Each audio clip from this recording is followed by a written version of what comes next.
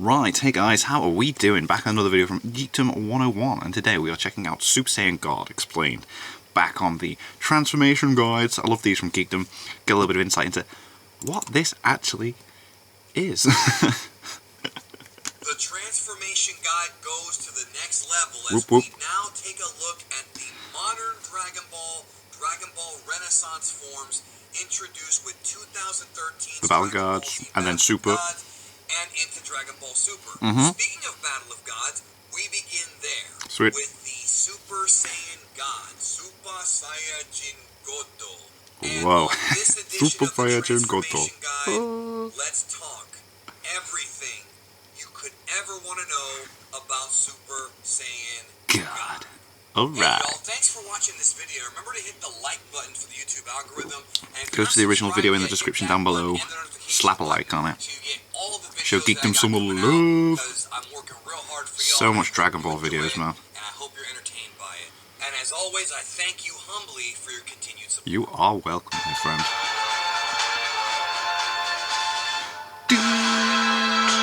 Transformation Guide. Part 1, Creating God. Okay, we're going through parts of it. Sweet.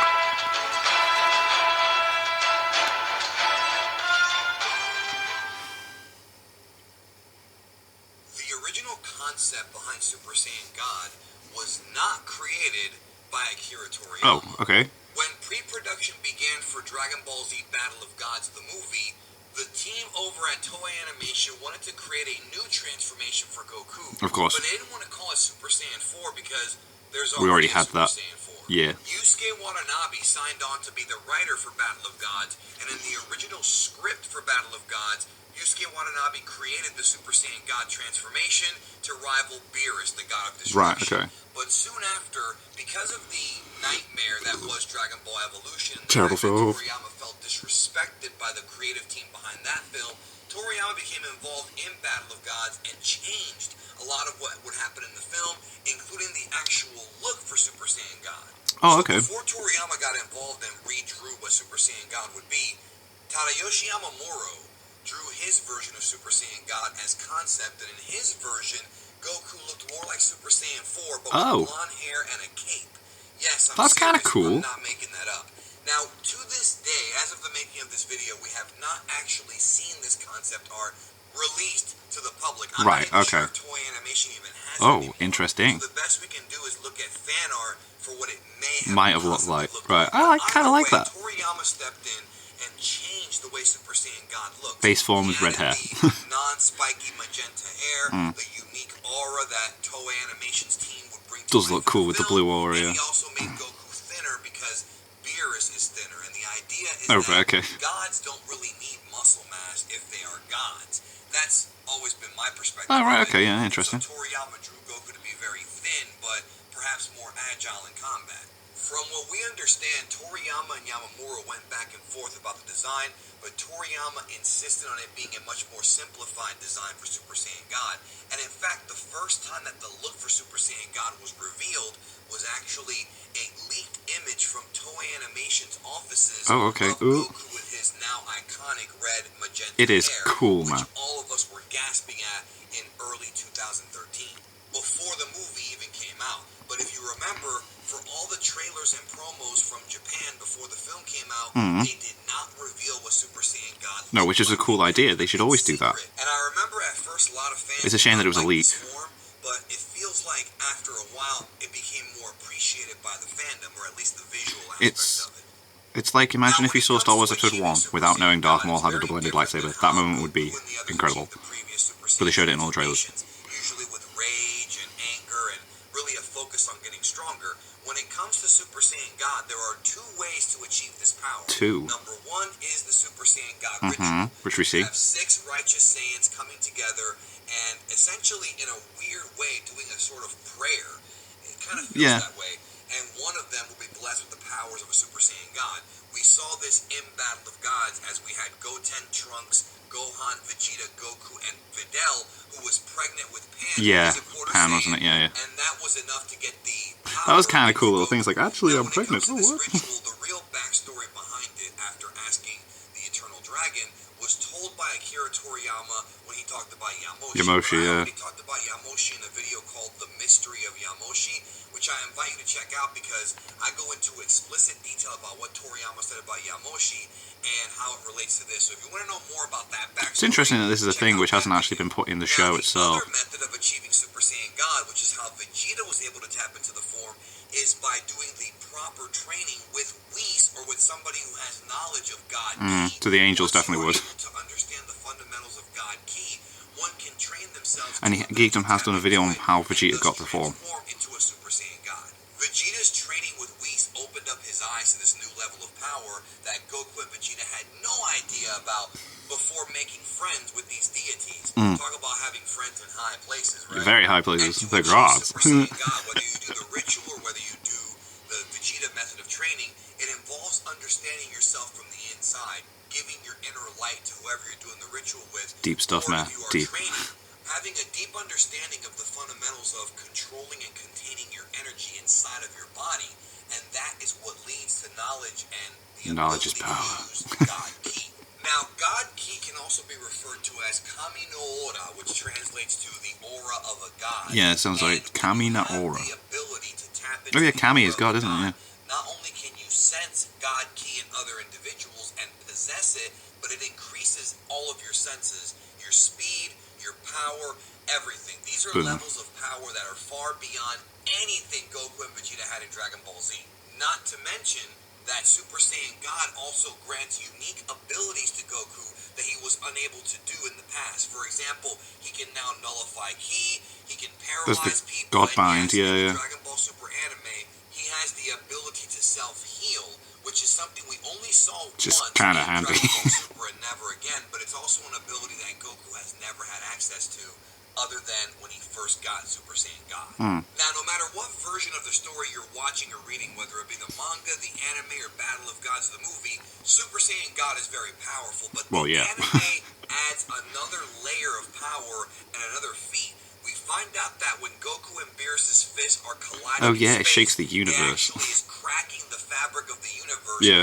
And old Kai even states that these punches could wipe out and implode the entire universe, which is a macroverse. That's this mental statement, from people just punching each other. Has been used by power scalers to justify the unbelievable strength of Goku and to state that Goku is universal tier even he is. at the beginning of Dragon Ball Super. Right. And you can't argue with them because it's a statement in the series. Actually, Although, made. remember, the film was co-written by Toriyama, the TV series was not. So this may not have been an actual Toriyama idea, but nonetheless, it raises a level of power beyond what we even expected. So after the story of Battle of Gods, we did not see Super Saiyan God for a little while, but when it returned, Oh my god, in Tournament of Power. So cool. Added some elements to it that were previously unknown, but that, in my opinion, are very interesting. The evolution of God. Sweet. I like the music. Beerus having a prophetic dream and talking to the Oracle Fish is where this whole thing begins. Yeah, it is, isn't it? It's like, I was meant to fight a Super Saiyan God. Something that I've seen for the past, I don't know how many years. I've seen people in this fandom say that, well, Super Saiyan God should be called Saiyan God, and Super Saiyan Blue should be called Super Saiyan God. And that doesn't work for a couple of reasons. Number one, when they came up with Super Saiyan God, they had no idea they were going to have another form afterwards. Yeah, I suppose, there yeah. was no indication at all that Dragon Ball would continue, and thus you can't just change. Yeah, but isn't the next one like the and power of a super... tell them in The power of... hey, change this form. Number two, Saiyan God God would imply that there's with no a Super Saiyan form on top. when Super Oh, Saiyan I'm God trying to remember how I is explained a it. transformation, albeit an unorthodox one, a unique one that is achieved differently than other Super Saiyan forms. It's still a transformation, but I digress. The properties behind Super Saiyan God did not quite stay the same as they were originally intended in Dragon Ball Super, or even before that in Dragon Ball Z Battle of Gods. Remember, the Super Saiyan God was supposed to be a being that surpassed everything, that would rival Beerus.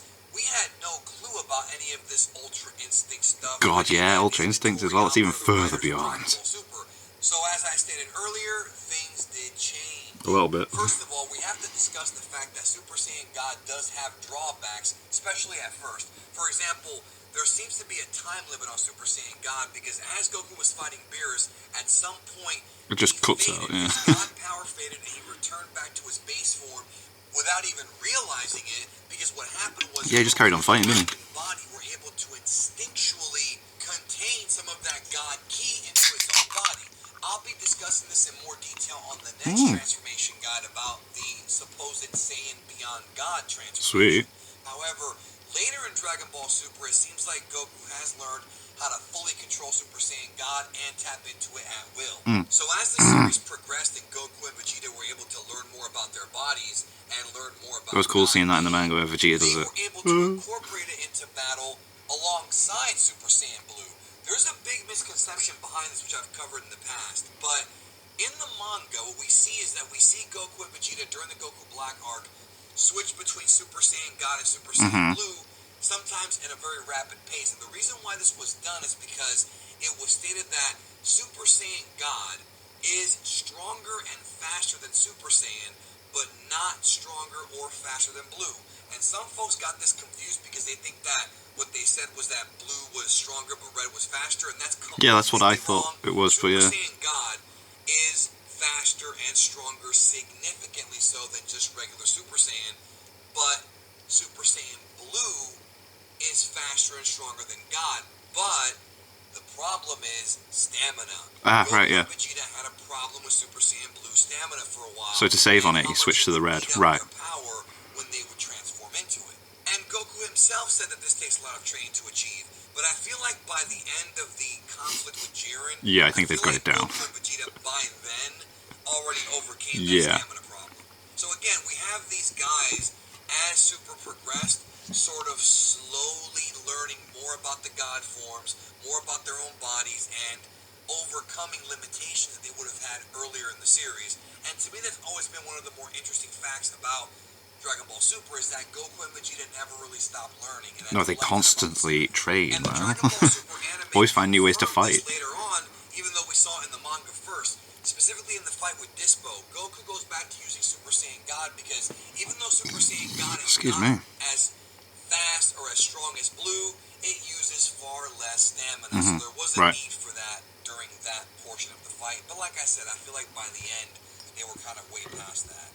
Also, one thing that should be noted is that while Super Saiyan God seems to be a bit more of a relaxed, calmer demeanor and less explosive than Super Saiyan Blue, either one is effective in battle, and none, literally none, could in any way screw around with Ultra Instinct. I mean, you guys know that, but I rather let Ultra Instinct's like way up there. Last thing about the power scale is that when Battle of Gods first came out, Toriyama very famously said that when you were to scale this up with very simple numbers, and just to make it clear, these are not actual like power levels. This is just like a scale, like a very simplified scale. Power levels went out the window ages ago. As a Super Saiyan God would be a 6, Beerus would be a 10, and Whis would be a 15. However, he said this before Resurrection F, before Dragon Ball Super, and well, it was a long time ago, and it's pretty much been, I don't know if the word retcon is the right way to put it, but it's not really applicable anymore, and there's no sense in using it in debates anymore, because everything has changed. A lot's changed since. And new different feats, and obviously Goku inches closer and closer to getting to Beerus' level as Super progressed, and who knows if we'll ever hit Whis levels. I mean, that's a different power level altogether. Oh, completely different fucking field. I had to bring that scale up because it's something that applies probably when Battle of Gods first came out, because they had no intention of continuing after that. But because of how much money the movie made, it's like, yes, let's get some more. Moolah. That scale can be thrown away in the past as not being relevant anymore. Either way, Super Saiyan God is an iconic form that it's sick. It looks so good. And it is the first new transformation we got in decades with Battle of Gods, and will always be remembered fondly by me because I think it's pretty cool, honestly. The next transformation guy, we're going to be covering Saiyan Beyond God. That'd be interesting. One of the more mysterious modern forms, if you want to call it that, in Dragon Ball. I look forward to seeing you then. Thank you for watching. If you enjoyed this video, check these out as well. That was cool. Transformation guide to Berkman. And Geekdom's always the one to go to if you want to know some Dragon Ball stuff, man. I think there's a video I want to check out from Geekdom, which is absurd power scaling in Dragon Ball Super. I love watching power scaling videos when it comes to Dragon Ball and Naruto and Bleach and all that. I find it really cool and interesting when people like actually research it and then boom, and then I love it when Geekdom like tries to debunk stuff and just goes in, or Seth, or so.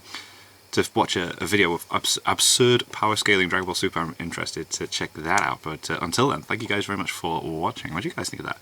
What do you guys think of this? Click like, subscribe if you haven't already. Leave comments down below. Let me know what you're watching to discuss in future videos, and I'll see you guys next time.